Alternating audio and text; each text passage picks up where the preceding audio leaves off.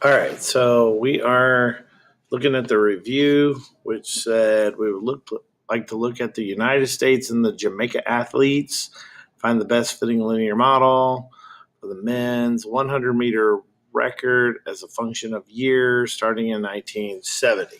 So, first thing we need to do is to create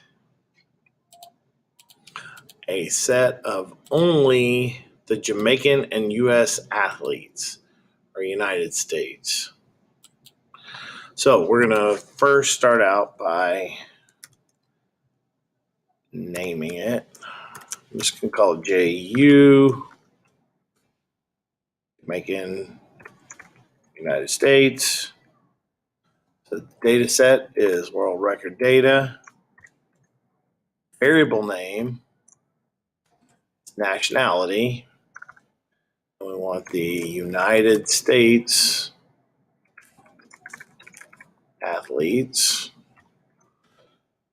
or anyone in Jamaica.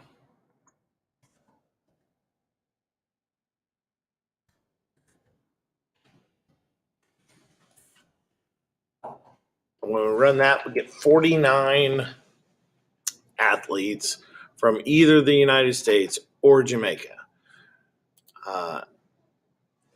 Now, to make another subset of only athletes that have participated since 1970, we're going to have to make a subset. Call it since 70. And we're going to look back not at the world record data set, but just the Jamaican and United States athletes. The variable we're looking for is year. And we want to include only athletes that participated after 1970. So out of the Jamaican and United States athletes, there are 22 of them that have participated since 1970. Now, if I want to know how many 100-meter men's 100-meter times have occurred since then, I just make a table of since 70. The variable that we're looking for is event. Since 70. And right down here in the bottom, it's going to tell me that there were 12 records from United States or Jamaican athletes since 1970. Turns out none of the men's mile have been made by either of those countries since 1970. All right, so now if we want to find the linear regression of the men's mile record based on year as a function of year, then we're going to take and create a new subset or another subset of only the 100-meter times. So we're going to call it the men's 100 or M100. We're only looking at the athletes that have participated since 70.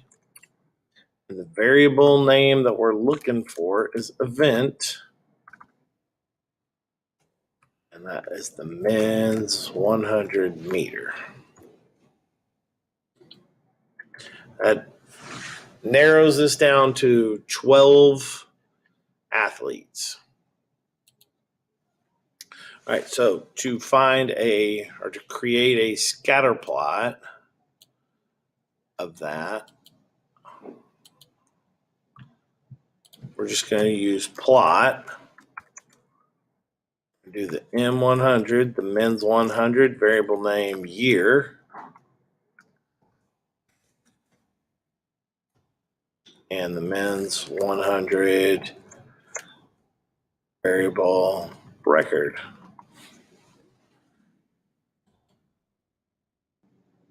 Now, you should see the plot down here, but I think I'm zoomed in too much to see what's going on.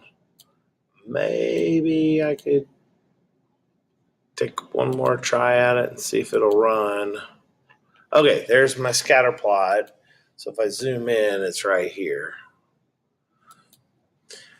All right, so it looks to be linear. So we're going to do linfit with those two variables, M100 year